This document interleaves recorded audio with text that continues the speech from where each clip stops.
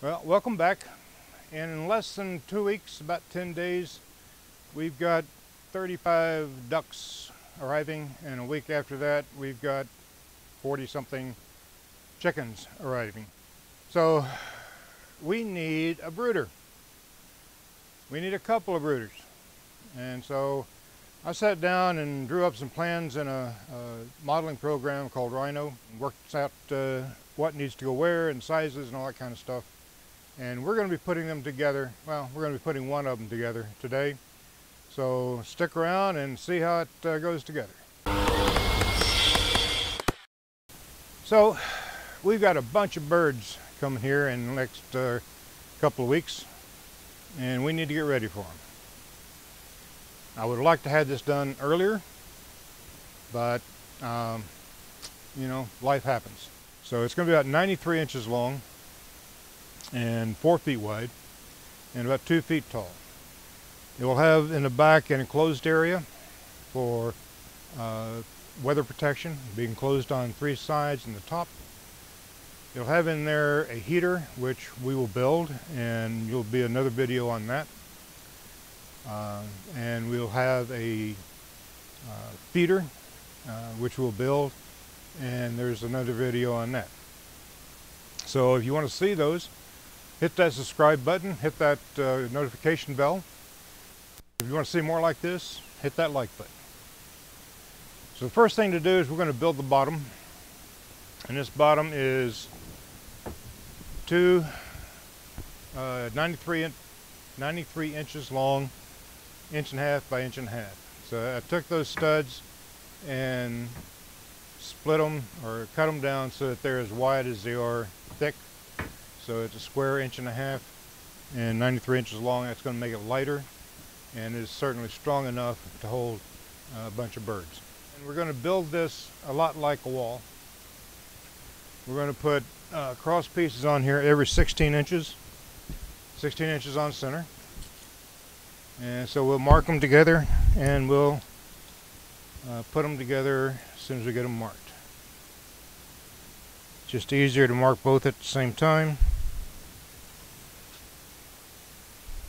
Now this last one is not going to be 16 inches on center. It's going to be something else. So 64 there, and come up here, and it's 29 here, so that's 14.5. So we'll come down here 14.5 and mark it. And the reason this last one is not 16 inches because 93 inches is not evenly divisible by 16, and rather than having one shorter, much shorter on the end, we're going to split that difference in the last two. We've got thin stock here, and I really don't want putting a screw through these without pre-drilling, because this is thin stock and it is going to, or could, split. So the first thing we're going to do is drill some holes for the screws.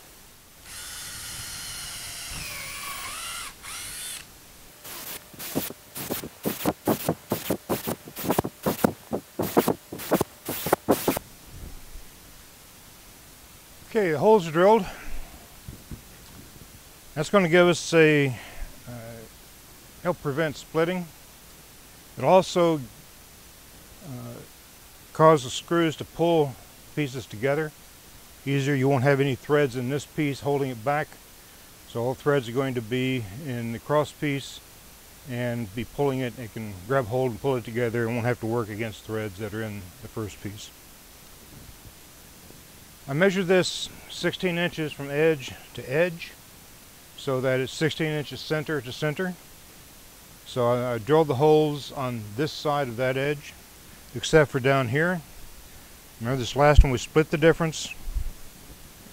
So these holes are drilled on that 14-inch mark, and this 14-inch mark will be the center of the cross piece. We've got these cut and drilled and marked. So now all we need to do is put them in place. We're going to be using Gorilla Glue. And the reason I want to do that is because we're going to put one screw in the end, and that one screw will hold it up and down and sideways, but won't stop it from turning. Put some glue on there, it'll strengthen that joint and also stop it from twisting. And you know, something like this, as much strength as you can get, you want. The cross pieces are 45 inches, and we'll put them, distribute them out. Now we'll put the bottom together first. When we get it together, we'll cover it with wire. And we'll put the top together, and then we'll set them up one above each other. Found it easier to work one side at a time rather than trying to do both sides at a time. Don't need a lot of glue on this. Remember, it's mainly to hold the wood, keep it from turning. So it doesn't require much.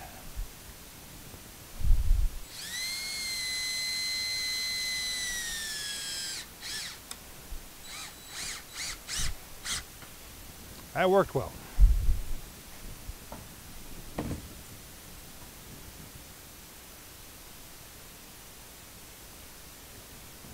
Just a little dab will do you. A little dab will do you is from an old advertising campaign.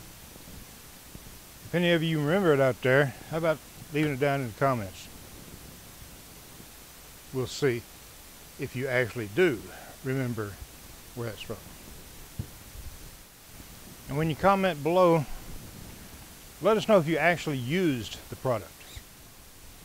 Now, these are 2.5-inch screws, number 9s, and they should be long enough. There's 1.5 inches wide. They're 2.5 inches long. So I guess give us an inch of thread into the end of the cross piece.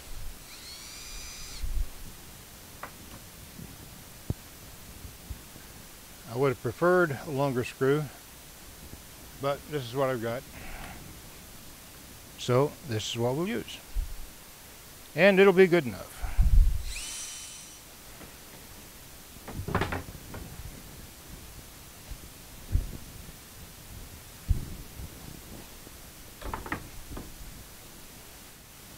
Now I'm putting on this side. It's going to be difficult to do these one at a time, because as you screw in each one, it makes the other tighter, and you can't wiggle it in there like you need to. So I'm going to put glue on all of them at once, and then we'll come back and screw them down quickly.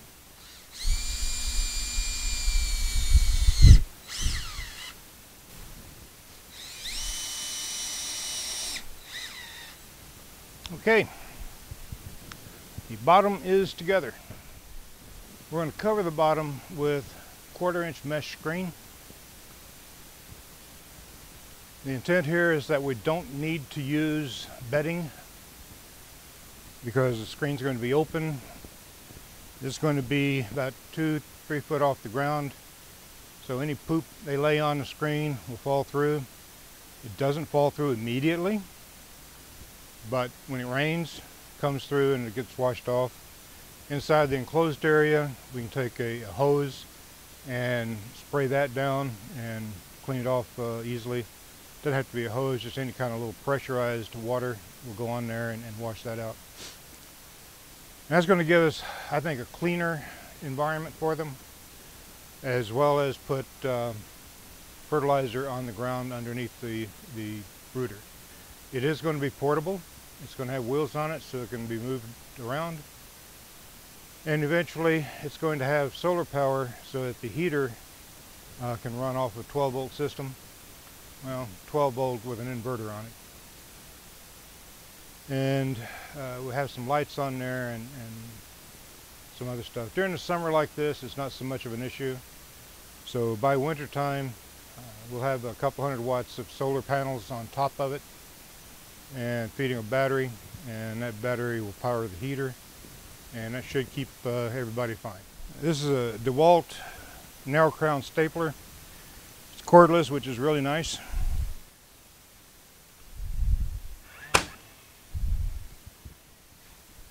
One problem with these narrow gauge staples is that it's difficult to see where they're coming out. So it's not real easy to tell where things are going, where that staple's going.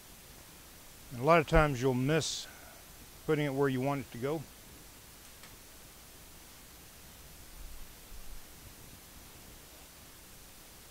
If anybody has an idea or a way to stretch this wire so it's nice and tight, let me know. I mean, I can get it kind of sort of tight, but it's not as tight as I'd like it.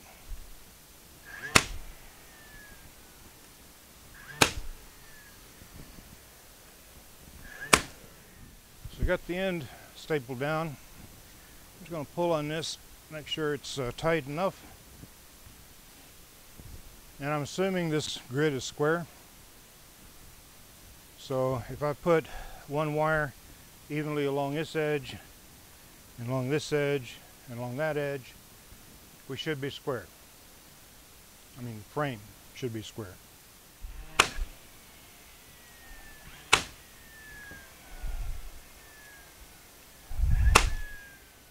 I'm just going to go down one side, staple it in, and then I'll come down the other side and take care of that one.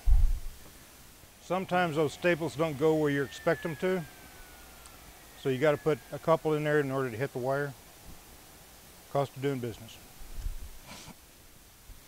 Okay, now it's time to cut this loose and finish it up. What we'll do is take some snips and just go down in the middle, split two of those horizontal wires. I did mark it just to make it easier to see.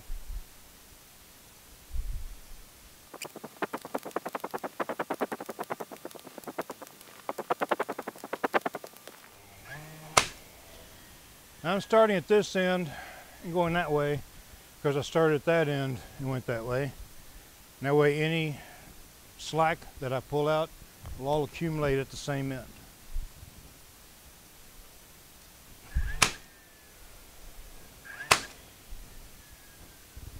Alright, bottom's finished. We'll set this off to the side and start working on the top. The top's going to be similar, only we're not going to do 16 inches on center. And the reason we're not is because we need a couple of doors in here. And one of those doors is going to be 3 feet wide, so we can get the heater and everything into it. Set it down inside there. So we're going to make some marks here at 16 inches. And that's to give us a little guide. So just in case we're wondering how far off we got in places, that'll let us know. But we are going to have one on each end, so we can get those together.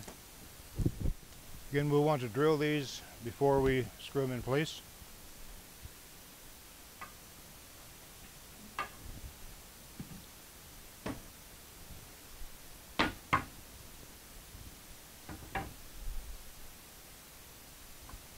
And a little dab of glue. Again, we're going to be working from one side, and then we'll translate those to the other side and drill them in.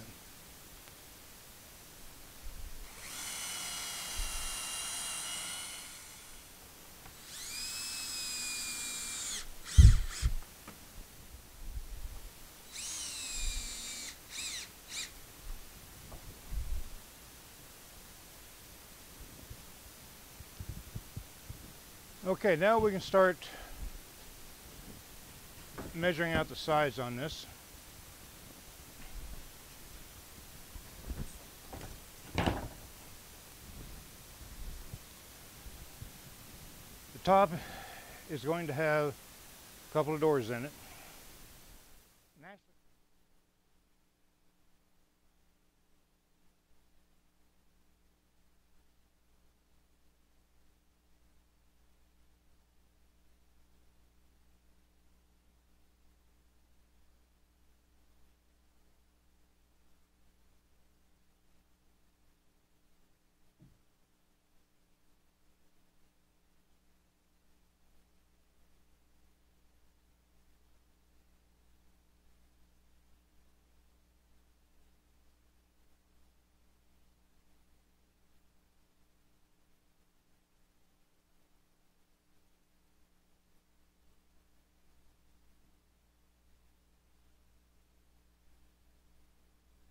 So we got this pretty much laid out.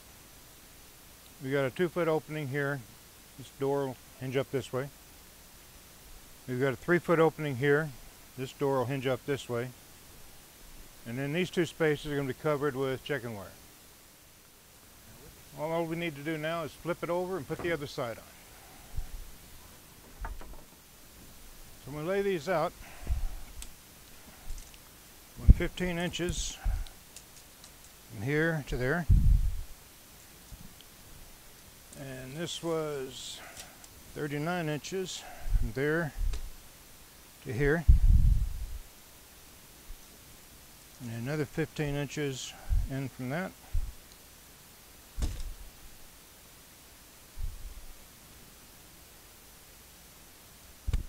Alright, let's see what we got.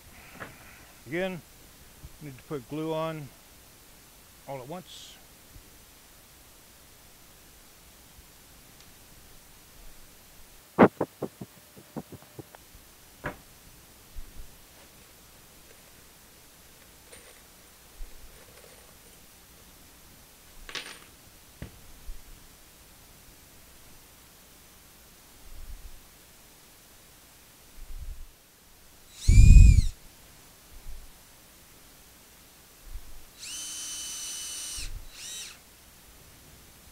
Alright, top is together. So just like last time, we're going to staple this down with our narrow gauge stapler, narrow crown stapler, excuse me. Now this is wanting to roll. It was wanting to roll. Now it's wanting to roll up.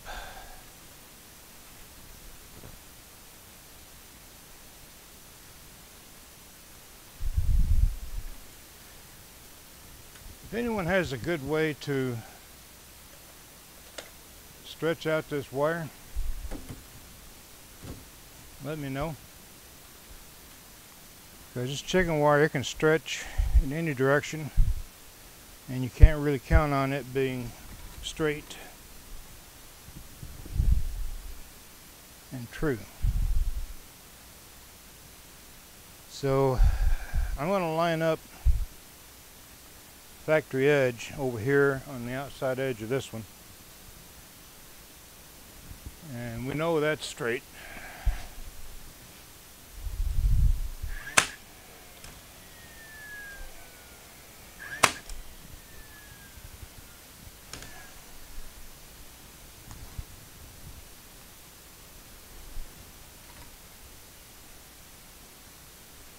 And if we try and run that straight down there, then we should have a line that runs straight here, except I can pull it and stretch it and make just about any line I want to run straight.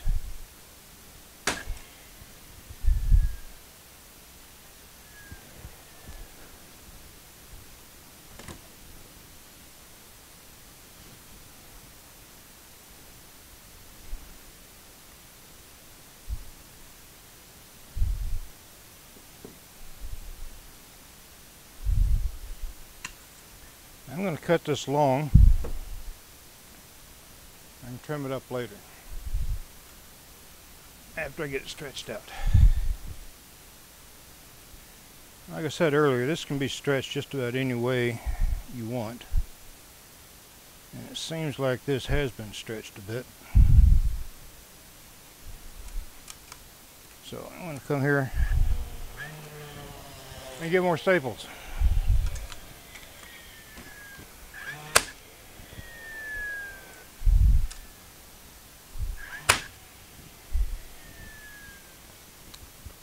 Okay, we got 2 sides down. I'm going to try and stretch this.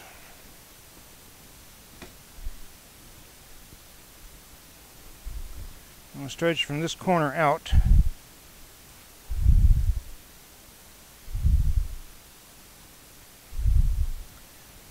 Now in this corner, first couple of rows in, one of the sides is lining up. One of the sides of the hexagons here is lining up with the side of this board, But as I follow it down, it's going out that way. That means I got to pull it in, stretch it, line it up, and then staple it.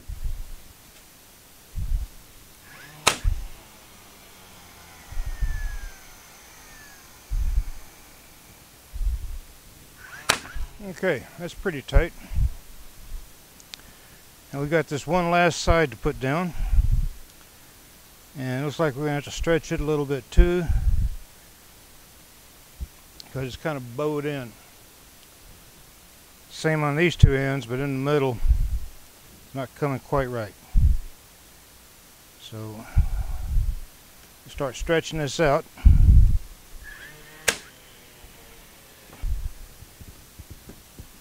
Alright, now we got the cut.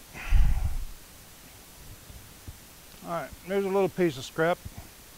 Don't know what we're going to do with it. Maybe we'll put it around some plants or something to keep the rats off. I don't know. It'll find utility somewhere. And we got this one little edge here to trim up. Okay. So except for these ends sticking up, I think that's pretty good. And that's fairly tight. Now we got this one to do. Let me get the roll. And like we did on the other one, we're going to line up this factory edge on the outside. And we'll staple the outside down first.